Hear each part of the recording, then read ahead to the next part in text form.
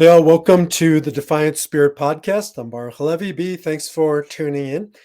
I have been away on vacation, so missed a week. If you were just expecting a podcast to drop and you were waiting by your podcast platform and it didn't come through, I deeply, deeply apologize. And we will make up for it right now as we resume the conversation. Enneagram 4. Man, Enneagram 4, the individualist, is on my mind after having just spent a week with not one, but two Enneagram 4s.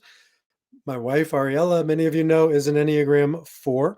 And my son, Aviv, is also an Enneagram 4. There are different subtypes, and we're not going to get into that today, but nonetheless, very similar. And yeah, so let's get into it. Just briefly, the Enneagram is built on, well, let me pull up a picture for those of you watching. And if not, you've seen the picture before, if you've seen the Enneagram. But it's built on this image here. And obviously 9 numbers, Ennea means 9, and 1, 2, 3, 4, etc., going clockwise around the circle. So a few weeks ago, began with 1, and now we're just marching through 2, 3, and now we're on 4. And my goal is to have at least one overview Enneagram podcast to refer people back to so that you can refer to all of them to learn about the fundamentals. And then also, in addition, I am recording different podcasts with various partners, one of which is Michael Feiner. If you have listened, you've heard Michael and I do podcasts on the financial side of the Enneagram type. So we're creating a system called Wealth 360, and that just sees the issues of money, finance, and investing through the lens of each type. Michael's very progressive in his approach to working with clients. And so we've started partnering. We've been good friends for 20 years, but we just started partnering about a year ago on, can we help him better understand his client base and serve them the way they want to be served, not the way he necessarily wants to serve them as an Enneagram 3. And that's where we're using the Enneagram. So if you want more of that, you can listen to our past podcast, or you can listen to this one, Enneagram 4, the individualists in my base program, but the alternative investor in the Wealth 360 program. Okay, if you are watching this on YouTube, you can see some of the slides. This is from my program, Defy Your Number. And it is available, though it is not yet automated. So if you want to engage it, you're just going to have to email me at Baruch at BARUCH at mysoulcentered.org, and we'll get you going on it. Soon it will be automated and you can just push a button. But if you want to learn more, just jump over to defiantspirit.org. Okay, Enneagram 4, the individualist. In other systems, it may be called, you may have heard of it referred to as the romantic, the creative, the artist. Doesn't matter what you call these things. Different systems call them by different names, but the numbers are universal. And it's not arbitrary. I'm not going to go into why the 4 is this particular personality type. But I'll do a whole podcast on, why, especially 4, because, well, I guess I will do just one brief moment. It's back to the slide. If you look at the Enneagram or any Enneagram picture, it's the bottom of the slide, 4 and 5. A little basic math, 4 plus 5 equals 9. So it's the inverse of the 9 at the top. You have 4 and 5 at the bottom, whereas 9 is the lightest, most easygoing of all the Enneagram types. 4 and 5 are the darkest, the most complex, the most sophisticated of all the types. 4 being an emotional sophistication, and 5 being an intellectual sophistication. So just sets the tone for our good friend, the 4, the individualist, because it is a complex Enneagram type. Let me just share with you some names, if you're not looking at the slide, to give you a flavor of Enneagram 4s. Lady Gaga, Johnny Depp, I'm just going to share with you a few of them. George Michael, John Lennon, Joan Baez, Cher. These are some sophisticated, dark, brooding types. These are the artists, Jackson Pollock, James Dean, the list goes on and on. They're actors, actresses, they're musicians, they're artists. Of course, 4s don't have to be in art, but I would argue that 4 approaches everything they do almost like art. My son, Aviv, artist per se, is a dancer. So, but his dancing is his artwork. Ariella, no formal visual arts or dancing art, but her healing practice, she treats it more like an art form. 4 is, I think, my second highest number, and I do have that kind of artistic piece. Anybody looking? Yeah, there's an aesthetic quality, to my office that I just kind of need. There's this need to be special, right? I don't have an ordinary backdrop. 4s just have this uniqueness, this creativity, this authenticity. That is a huge word for 4s. They just can ooze sort of authenticity, emotion. Let's get into that because I think that is the defining word of the Enneagram 4 is emotion. So if you look at the Enneagram, there's many triads. One of the triads is called the centers of intelligence, and there's gut, there's head, and there's heart. Well, needless to say, Enneagram 4 is in the heart triad. That means that they really default to emotion or feeling as their primary way of navigating the world. So we have all these in us, thinking, of course, and action or instinct or body, of course, but feeling, of course. Well, Enneagram 4s are the quintessential feeling type. It dominates their way of being in the world. And so, um, this can come out, I'm just kind of jumping around on slides here, but this can come out as, on the high side as empathy. 4s have this deep capacity to know emotion, to tap into emotion, to read emotion, to feel other people's emotions. And on the low side, it can be sort of overwhelming. I don't have a picture on here, but suffering. 4s can suffer more than any other type. So, again, each Enneagram type has a high side, or I call it the responsive side from Viktor Frankl's work. Responsibility, the ability to respond to our circumstances. And when 4s are responding, when they're responsive, they are just intuitives. They're empathic. They navigate the world so articulate from an emotional perspective. So my son Aviv, who's 11 years old, is my youngest child, my youngest of 4, and yet, I hope my other kids aren't listening, he's the most emotionally sophisticated and savvy. His older brother and sisters, can hold their own, but it's a superpower for Aviv. He talks to adults in ways that many adults don't talk to each other around emotions, around relationships. That's a big one. 4s are all about relationships, heart types in general, 4s in particular. And so, where's that slide here? So, heart types and relationships, you can read here if you're looking online, but they're all about the human connection. Now, it can be connecting with themselves because, unlike 2s, the helper, 4s really direct a lot of that inwards. So, 4s have a deep relationship with themselves.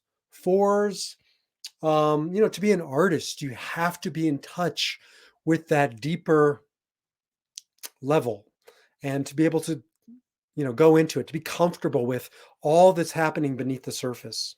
And so 4s are very comfortable with a relationship with themselves. They're probably one of the most likely types to need their own space, to need their own refueling time. They can become exhausted being in crowds. Not that they can't be extroverts, although I think by and large they tend towards introverts. Sliding scale. So, you have one extreme and you have another. And I would say 4s tend towards sort of a moderate extrovert to extreme introvert. Um, and when they're with other people, they deal their currency is emotion. So it can take its toll on them. I see when Aviv comes home from school, he's just depleted. He needs me time. He needs to go fill up. So he'll go down to the basement where he has a little dance studio and he'll just flip the volume, the whatever the phone on and he'll start playing and crank up the volume and dance. And he comes out the other side of it reconnected. But I just see that with him and Ariella that they have an exceptional need for filling back up. I think because they do go so deep in their relationships. So they're relationship oriented. They have a deep capacity to go into themselves, to be in touch with that emotion. Looking here at some of the fundamentals. Core's ideal self is that they want to be authentic, original, one of a kind. It's so important to a four to feel like they're original. They may not know this, they may not articulate it, but it's the way they live their lives. They really don't want to feel like there's another version of them out there. Of course, no human being wants that, but for fours, it's a primal drive, a primal need to feel special. It's how they have learned to navigate a world where they've felt reduced. They feel less than special. And so it's just a defense mechanism. We all have one. But for fours, it really is, if they're not careful, it can become a curse because no matter how special they feel, if they're not doing the work, if they're reactive and not responsive, it's never special enough. So they go out into the world with a worldview of something's missing. They're always on the hunt for that missing piece. I'm thinking of a Shel Silverstein book called The Missing Piece, I think it was, or The Big O and the Missing Piece, or that was a follow-up. It was a very simple story, as all Shel Silversteins are, with many, many layers of complexity. But it was just about a piece of a circle that was looking for its the rest of the circle, and always looking for that magical connection. And that's a four's plight if they're reactive, if they're unconscious, that they'll spend their lives looking outside of themselves for that magic pill. Unfortunately, many times it is a magic pill. Many fours have lost themselves to narcotics. Lots of four artists have just gone down the path of no return around drugs, around all kinds of self destructive behavior. I think I had a slide here. I know I do on some extreme examples, but you have Kurt Cobain, Sid Vicious, Jim Morrison, Prince, Naomi Judd, Judy Garland, Billie Holiday, Amy Winehouse, Jimi Hendrix, Michael Jackson. I mentioned his name before, Jackson Pollock. I mean, not all fours are going to go down this dark path. Not all fours are hell bent on self destruction, but many of those who have gone down the path have tragically been fours. So they're always looking for that. Now they can transcend that emptiness when they stop looking outside of themselves and they go inside of themselves. And inside of themselves, they stop looking for depth of emotion and they become grateful, have gratitude towards what they have, towards taking stock in their life outside of themselves, of all that is right, of all that is in their possession. It's never perfect. And for a four and for a one, there's always this quest for perfection for different ways. But for fours, their life starts to change when they look at what they have, not what they don't have, and when they get past themselves. Ones are one of the types that are most what's called what I call, I think some others call it, self-referencing. It doesn't mean they're selfish, although self-referencing types have to stand guard against this. They navigate the world with, how does it impact them? They see themselves first. That can be a great thing. Enneagram 2s are other referencing. And although that can be a good thing, if you spend your life looking at what other people need and trying to satisfy their needs, you're going to make a lot of friends and you're going to have a lot of influence, but you may neglect your own needs. Fours tend towards orienting themselves towards what they need, getting their needs met. The challenge can become it's a black hole. It's a never-ending pit of tending to ourselves, focusing on ourselves, getting our needs met. And so the work of a four is what my teacher, who I think was a four, Viktor Frankl, talks about as the highest level of human development. So Frankl was a contemporary of Abraham Maslow, and they had multiple discourse interchanges, maybe debates, if you will. And of course, Maslow, a famous psychologist, known for many things, not the least of which is Maslow's hierarchy of needs, that pyramid, and basic needs, emotional needs, etc. Frankl challenged Maslow and said, I don't believe that the highest level is self-actualization, becoming the best version of yourself, according to Maslow's hierarchy. Now, to Maslow's credit, I think towards later part of his life, he agreed with Frankl. I think he said so in open debate, that it shouldn't be the highest level. There's one step beyond that. And that's what Frankl called self-transcendence. And although this is true for all Enneagram types, it is particularly true for the self-referencing types of 4, of who else is self-referencing? 5 is self-referencing. 8 is usually self-referencing, can go both ways. And so the self-referencing types, 7, need to go beyond themselves. I see this with my son, who's a 1, who 1 is both referencing, but can very much be self-referencing. When he starts going inwards, there's an implosion that happens, not an explosion, an implosion. Too much me time, too much self-focus. And so one of the ways I help him is to help him find ways to go beyond himself, to serve another, to help somebody else. This is especially true for a 4. When they can transcend themselves and go to that 2 space, this is why they have a line. I'm not going to flip slides, but there's a line between 4 and 2 for this reason. That's a self-transcendence pathway for a 4 to look more like a 2. Now, the reverse is true for a 2, the helper. They need to be more self-referencing and look like a 4. So they need to go from 2 to 4. But 4s really can never go wrong when they transcend themselves, get past that self-focus, and give to others. And then lastly, I'm not going to go too much deeper here into the world of the 4, or else it's a rabbit hole. It may not come up for air.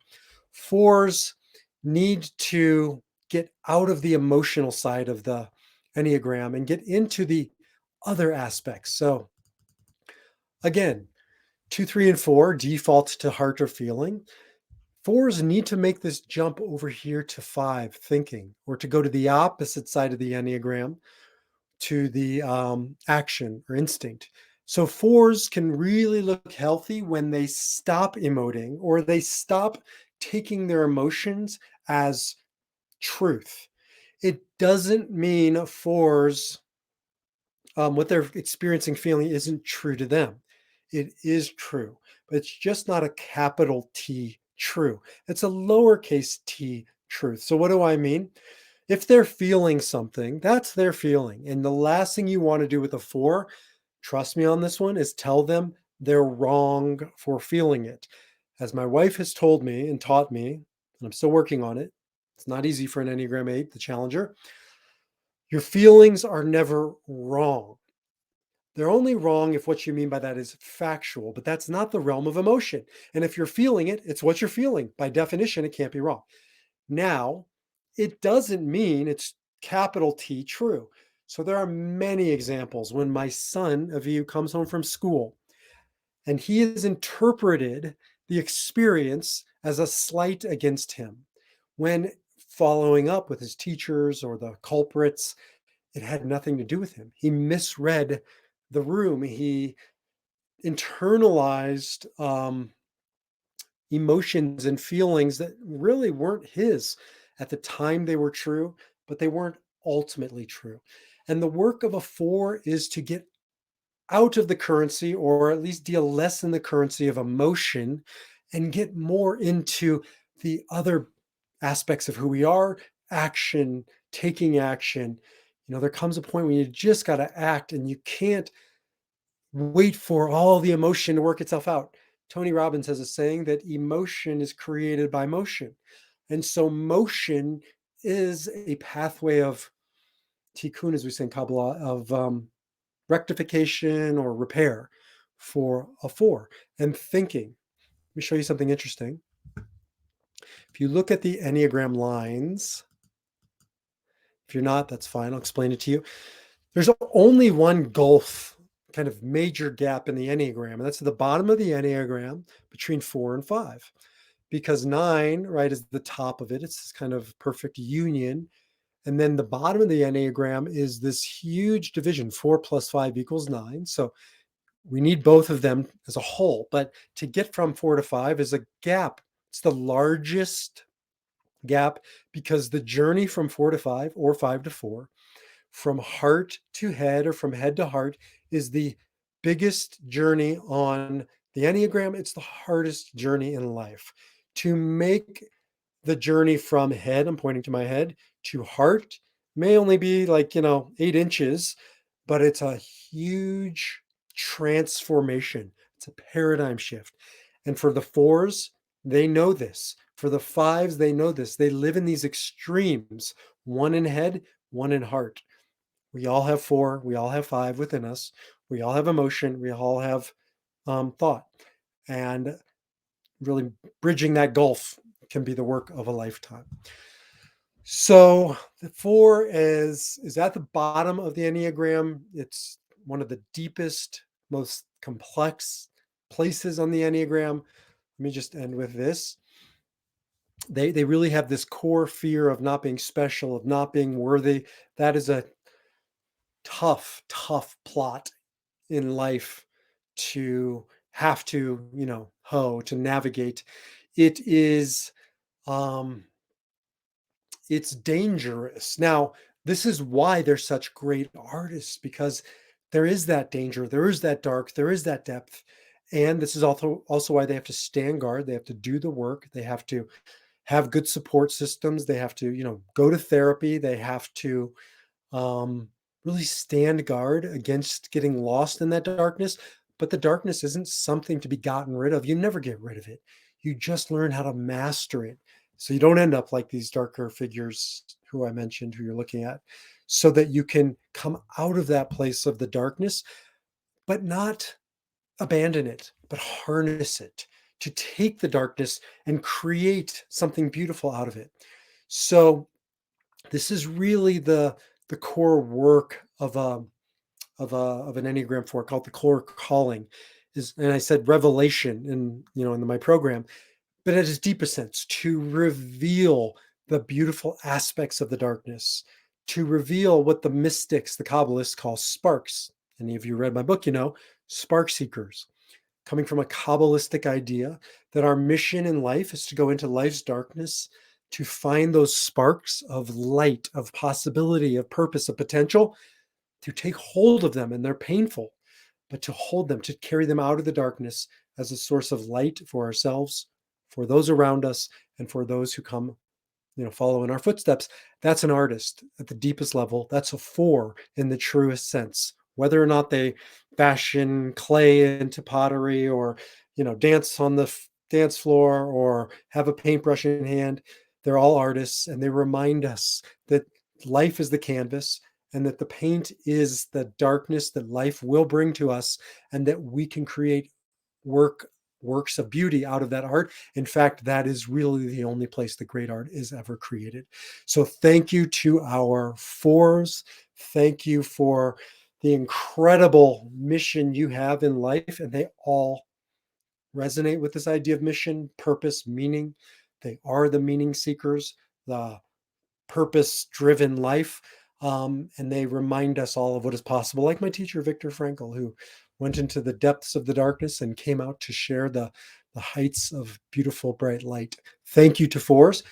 Listen to the podcasts on Enneagram 4s and how that translates into finances, investing. Maybe I'll do a podcast with Ariella. In fact, I will. Maybe I'll even do one with Aviv, and interview a real life 4, because they are special. So with that, jump over to defiantspirit.org, check out all the podcasts on whatever platform you're streaming on. Share this with a friend. If you want to do the assessment, not the BS assessment, the real one, right, that's definitive and worth every penny you pay for it, reach out to me. I'll get you the Enneagram assessment. I'll get you just the Defy Your Number program, and we'll get going as you learn how to defy your number and live your spirit. Until the next time, I'm Baruch. Thank you for tuning in. Defy your number, live your spirit.